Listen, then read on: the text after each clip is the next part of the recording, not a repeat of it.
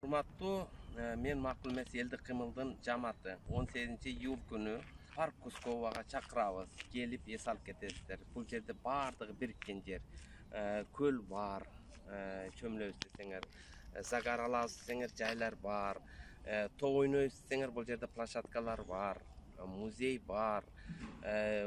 Чыгып мынандай өзүбүздүн бир жаратылышыбызды элестетип дем алып кетиңиздер.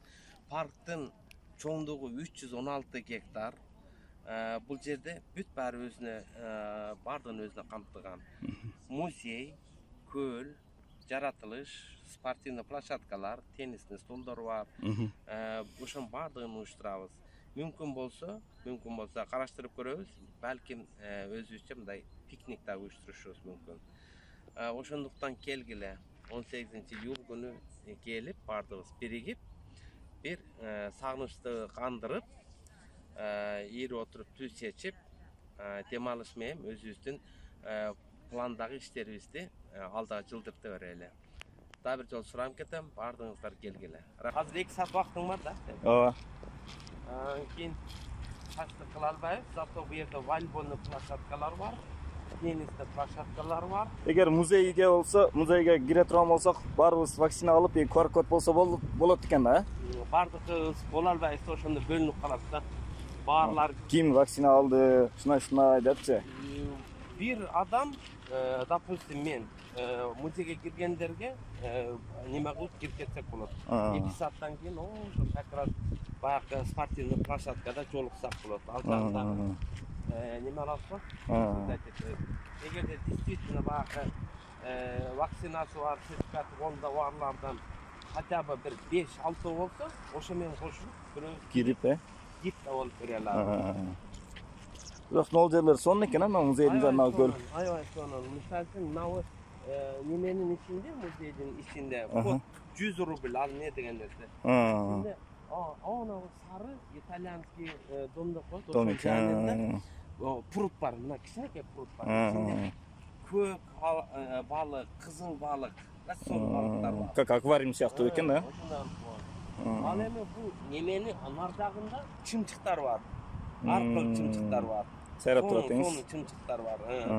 Анан кийин биздин кекилик бар, Кыргызстандын кекилиги бар ошол жерде. Сонун экен да. Акай ошондо жасалган да. Анан кийин ошол жерде, ал жерде оранжерея бар, калтырап бар. Немеге чейин, Эрмитажга чейин сонун жасалган жер бар. Бул жер 18-кылымды мындай ошону копировать эткен да. Музейге кирген болсоңор дагы карайсың, бир свет, бир вентиляция, бир неме коюлган эмес. Ошо кандай болсо, 18-кылымда кандай болсо жашоо, калтырып койгон да. Ошон үчүн ал жерде дайым алики исторический кинолор бар го. Ошолор тартып. Бир жолу биз келгенде ошол жерде кино тартылган экен. Мындай ленталарды коюп коет да. Аны билбей кирип алыппыз. Ошондой жакшы кинолор тартылган. Азыр элестетип көрсөм, Москва бу культурный центрде, мына Малевичтин эле, допустим, черный квадраты мына азыр немеде го, Третьяковский галерея, 9-й вал. Ушуну көргөнү, чет өлкөдө аташып, бир картинканы көргөнү, самолетко түшүшүп, учуп келишип, ошону билет алышып, анан кийин көрүп, анан кайра кетишет да. Биз мына жерде жерде туруп деңиз. Не кылабыз? Жатабыз, жатканда бирибиз менен барып KFC'ге отурабыз, боюнча шашлык кабыз. Бул мындай неме да, кандай айтсам, ал эсте кала турган нерсе эмес да. Биз кийин эгерде баягы улгайган маалда неберелериңе башкаларга айтып бересиң да. Мынандай өзүнүн баягы тарыхын, ошолорду айтып бересиң да. Ооба. Шашлык жегениңди айтып беребиз. Каерде кандай нелер бар экен айтсаңыз, анан кийин алар да келгенге туура болот тең. Ооба, алги немеде башчы каяка барса, башы каяка барса, куйругу ошака барсын. Эгерде биз балдарыбызды ошентип үйрөтсөк, балдарыбыз өзүнүн балдарын ошентип үйрөттү. Анан кийин ошентип маданий тармактан биз өнүгүп кетебиз да. Себеби Кыргызстан илгери союзмалда мындай жогорку окуу жайлары боюнча алдыңкы республикалардын бири болчу да. Биз ошол айылда жүрсек те автобустарга салып алып туруп баягындай тарыхый жерлерге апарып эле, музейлерге апарып эле Улуу Ата согушунун эстеликтер турган жерде биз аны бир толкундоо менен барат элек да андай жергечи. Ошон үчүн баягы ошол улуттук мамлекеттик идеология жок болуп калды азыр. Азыр кантесин илгери окууну тандап, анан кийин Россияга жөнөйсүң да. Кыргызстанда ал окуу жай жок болуп калса, ал кесип жок болуп калса, Россияга келесиң. А Россияга келген соң ал жерде окуп биз эмнеге кызык айран калам. Вот смотри, биз окуу башталат эле, башталгандан 2 жумадан кийин жабылат эле, тамекиде иштейт элек, кийин пахтада иштейт элек. Ошо менен биз декабрларда барат элек. Окууганы да мектеп жабылып. Ошо маалда биз бүт бар 2-3 программаны бириктирип туруп сабак өтүп коюшат эле. Россияга келип алып туруп биз ушу орустар менен тең-тең кээ-бир жерде алардан жакшы окуп кетти. Бул эне неме алдырат. Биздин мугалимдер өтө кыйындыктары, мындай немелерди даярдап турмушка даярдап койгон окуучулары. Экинчиде биз ал маалда мындай окуу менен гана алек болчу элек. Башка мына ошо нерселер жок эле да. Илгери интернет жок болгон, башка болгон. Жок болгон, анан кийин мына ошон направлениелер көп болгондо ушул музейлерге апарып, айырга көрсөтүп, мына тарыхтарды айтып берип. Илгери бүт мына химикат эмес жакшы тамактарды жегенибиздер үчүн мээге сиңирүү жакшы болгон, Балким ошодур, ошончо. Азыр бүт эле химикат жеп, азыркы балдар даже окууга деле мисалы бир жерге барып көрүп, мына музейлерге деле кызыгуу жок калды да. Эмне десе интернеттен көрүп алам депчисиңби? Азыр мына карасаң, эгерде окуучу болсо, анын ою уже 9-класстанбы, 8-класстанбы Россияга барсам дейт, же Кореяга барсам дейт. Биринчи очередь эмне кылам дейт ал. Машина алам дейт. Кичине мындай неме кылып өзүн көрсөтсөңгө. Ушундай ой менен келет да. А бизде уже ошол маалды өзүн даярдай баштайт. Окуйм да. Токой чарбасы, айыл чарбасы ошондой неме болсо, ошол сабактарга көбүрөөк көңүл бурат эле. Мектепке, библиотекага барып ошол немелерди издейт эле.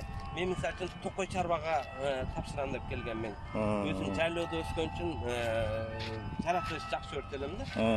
Ошол өзүм мен ошол маалда токой чарбага тапшырам деп географияны, тарыхты, ошолорду катуу окуй баштадым. Өзүңүздүн кызыгууңуз менен. Азыркылар болсо уже башка менен да бүт баары айтыптым го, ал маалда биздин идеология башка болсо, биз барып билим алып иштейбиз. Анан кийин коммунизм курсак, биздин балдарыбыз коммунизмде иштешет, жашап калышат деп. Ошондой түрткү бар эле да. Мисалы үчүн жок жерден эле баягы заводдорду мына Сурут жактарда себилет, немелерди, шаарларды курушкан. Ошол жака деле кете беришет биздин эмне кыргыздарга ошол жака деле барып эле. Эмне жол курушкан Казакстанда. Алар неме болушат? Биздин балдарыбыз действительно коммунизмге кетип атышат. Ошону биз кылышыбыз керек деп ошондой түрк болчу эле да. Азыр андай идеология жок да. Азыр бардык эле Россияга барсам, айфон алсам, машина алсам, нерсе алсам деле. Мына ушул граф Шереметевдин немеси болот, двореци болот. Ушул жерде бүт бар немелерди тосуп алган чет өлкөлүк баягындай келген элчилерди. Граф Шереметов бу Екатерина II немеси болгон да, ишенген адам болгон. Көп мамлекеттик иштерде ушу граф Шереметовго ишенип, мындай ыйгарын неме алып берип, ошол четтик көп мамлекеттик четтик. Ошондо ушул жерден тосуп алып. Шереметов бул баягы Шереметов аэропорттун намы ошол болду да. Көп династия болгон. Мына Псковой жак Москвадан бөлүнүп турганда, Москва могул. Омалда баягы Катарова менен жүрүшүп. Бул баягы Европа менен жакшы болуп кеткен үчүн Европадан бүт бар частичкаларды алам деген да. Ошон үчүн ал немени жашыл немеси турат го бала. Ошону болсо италиялыктар курган. Именно итальянский архитекторлор кирип ошону. Ошону мына онун нар жагында, дворецтин нар жагында дагы сону ушундай домдор бар да. Французский, голландский, нидерландский, голландский деп коет. Ошо нерселерди алып келгенде ар күн өзүнүн урусу. Ошоктон усталарды алып келипчи. Ошол анан кийин бул жерде бул граф Шереметьевдин бир немеси болгон. Ошол маалда крепостной праваны отменять этелек болсо дагы крепостной праваны 1861-жылы эткен да. Бул багы мисалы үчүн сен мынал жерде жашап, ушу жерде гана баягы ушунун бай бегине баш ээсин да. Сен бул жерден чыгып, Алабукадан чыгып, сен өзгөңө барып иштей албайсың. Ал чей халоп деп коет олордучу. Чей халоп, паланча неменики десе, бийдики, барин, ошолордуку десе, сен башкача барып укуң жок эле. Жылы Александр I маалында отменять эткизген, чыгарылган. Ошо чейин мына граф Шереметьев өзүнүн дворецинде ошо баягы халоп деп койдук го. Ошо өзүнүн карапайым адамдар жумасында жосун бир айда бир келип туруп ушул жерде байлар менен бир столдо отуруп, байлар менен келип бир балны ичинде чоң неме бар. Балны залы бар. Ошол жерде бийлеп неме болуп жүргөн да. То есть граф Шереметьев ал закон чыкканга чейин өзү ошону ишке ашыра баштады. Кемалдан болгондо. Ошондо бул жер бул ал жерде кайыктар 1861-жылы деп атасыз, мисалы, китепти окуганыңыз үчүн билесиз да. Азыркылар биз мисалы эстен чыгып калат да. Мына интернет бул эстен чыгып калат. Көрөсүң бул неме бар да. Китепте болсо окуганың эсте калып калат. Ыр жаттасаң деле кайра окуп эсиңде алат. Ошо бир толук болбосо да кичинекей частичкасы баары эсиңде калат да. Адамдын мээси ушундай жайлашкан, баягы кадимки эле мына телефондун чип бар го, баягы флеш карта деп коет. Ошо нерсебиз бар да биздечи. Мээде эсте сактап кала берет. Качандыр бир керек болсо ошо издей баштайсың да, ошо издеп туруп чыгарып коесуң да. Ошо нерсе. Ошо жерде кайыктар бар. Тилекке каршы мындай экен. Ошо кайыктарды алып, эмнеде кадимкидей эле элдер ойноп жүрө беришет. Бул жана карап жүргөн окшойт да, анау. Бул ошондой жөн ошо жерде немеси окшойт. Булар алики суунун астын тазалашат, үстүн тазалашат. Сус салып не кылып коесуң да. Кайыктар турат. Обычно баягы иштеген маалда кайыктар эмнеде ар жерде ойноп жүрө беришет. Карантин неме болду. Мына ошо дворецтин астында адам аз жүрөт го. Мурун адам көп болчу эле. Азыркы площадкада туристтер автобустар менен келишет эле. Бул биринчиден мына немен бардыгы эле түшүнөт эми. Бул баягы вынужденный мера деп коет. Музейдин өзүнө дагы келген туристтерге дагы эми неме да. Көбүрөөк салакат деп атат. Азыр каникул маалы. Көбү балдарын алып келишет. Бул айткан туристтер алгындай мындай жакка көп барышат. Алып келишип ушуларды көрсөтсө ал мектеп ачылганда барып айтат да. Мен Шереметьевдин дворецинде болдум деп. Айтып берет да балдар. Ошон үчүн дагы көп мына каникул маалда алып келгендер да мына табылып. Мисалы биздин убактарда 3 айлык каникулдан баргандан кийин сентябрда мектепке баргандан кийин кана ким 3 айлык каникулда эмне кылды, ата-энелериңер менен каяктарга бардыңар дегенде айтып берчүбүз. Ушундай кылып азыр айтып берет да, чынбы? Биздикилер ошондой нерседен алыс болуп калды да, азырчы жаш балдарыбыз делечи. Эч ким эч жакка алып баргысы деле келбейт. Эмне десе, аны интернетте турат, көрүп ал деп коебуз ата-энелерчи. Азыр ошонун көп кыргыздар балдары келишет бул жака, неврелери келишет. Баягы үзүлүп калышкан да. Ошолор ушул жака бирге келген маалда ушундай жерлерге алып келсеңер болот. Ушундай жерге алып келсеңер, алар баягы үйдөгү интернет, телефондор куруп интернет, болсо баягы телевизор немелер эсинде калбайт. Сиздер ушундай жака бир алып келип койсоңор, ошол эсинде калат. Жакшы, бирок жакшы идеологияны колдоп, чыккан жакшы болгону биздики азыр интернет болуп эле четте калып кетти адамдардын. Ошону айтып атамга, мына ушул жерде кыймыл башталган маалда биринчи ушул эксперимент ушул жерге киргизгенмин. Бир группанын ичинде да, өзү саткан. Ошондо келгенде канча 5 же 6 адам келген да. Мына жерде түшкөн сүрөттөрүбүз деле барбы? Кийинки мына Москвада ушунчу жаат да. Кышкы каникулда ошо 28 декабрдан баштап 15 январга чейин бардык музейлер бекер. Бекер болуп калат, Бекер. Бардык музейлер бекер. Билбейм. Келип көрүп кетсеңиз болот экен. Пушкина мемлекет Третьяковский галерея бул эми баягы всемирный значение чоң. Ошолордо гана какой-то акча болушу мүмкүн. Себеби ал жерде туристтер эч үзүлбөйт да. А мына ошо музейлер бардыгы бекер. Келесин кадимкиде мына төлөп киргенде эле обслуживать этет аерде да.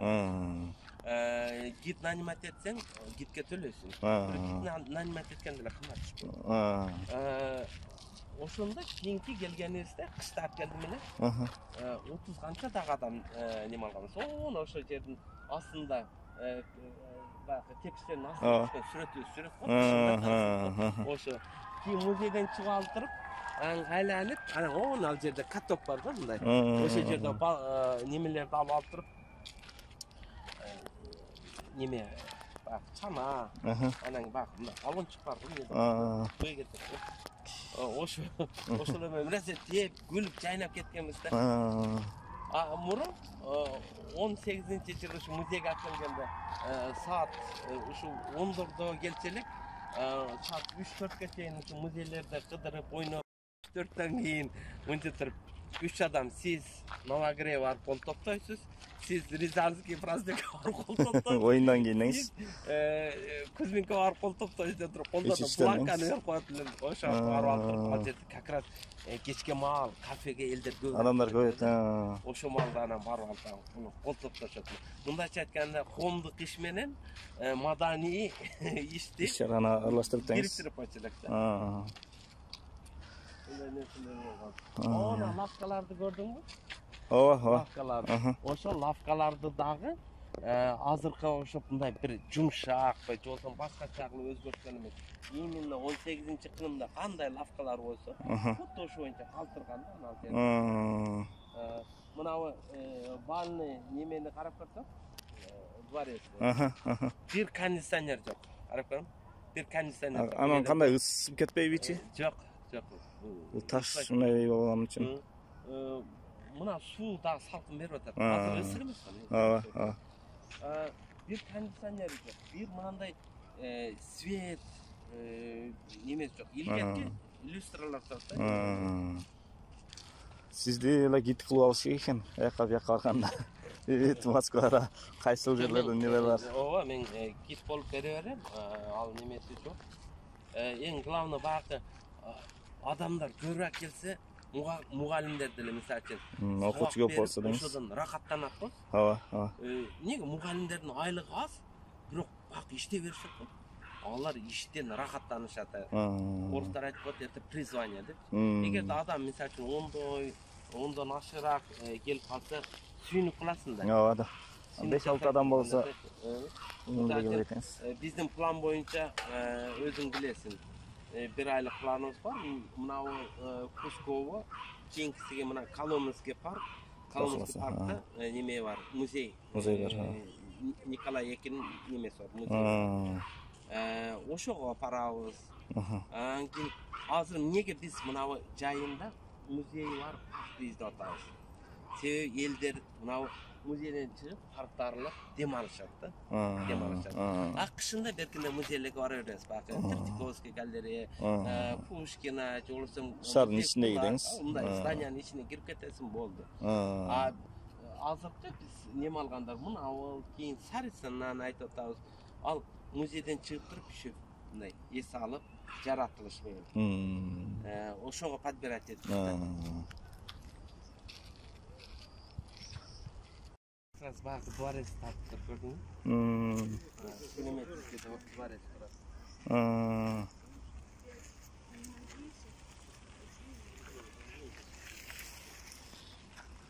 Bir Moskvada bir neme var. Жердешің senin Alabuk'alık. Tuman degen. Tuman? Neme? Bayağı çiğ ko. Süret. Kanim. Аны выставкасына елдері нема олып барышатты. Бағыт топ картинкасына 2-3 жылда тарып тұранан кейін выставка қылып Атсыз. шығарады. Ошондо елдер билет жетпей қалады. Ого мен bir жолу баргам, ал бизге де алабукалыктарды чакырганда баягы кылганбыз да биз. Мына ондай жер бар экен, атайын стадиончик. Жөн эле эс алып, скамейкалар бар экен. İşte эс алса болот экен да. Баягы парк Кусковада эле. Ар жак беттери мисалы музей, анан волейболный, футболный площадка, теннисный столдар бар экен. Суга түшүрсө да болот экен. Музейге только QR-код керек экен да, вакцинаны алды деген QR-код болот го. Ошол керек экен да. А бул жер мына келип эс алып, бул жерде кенен загар алса болот экен.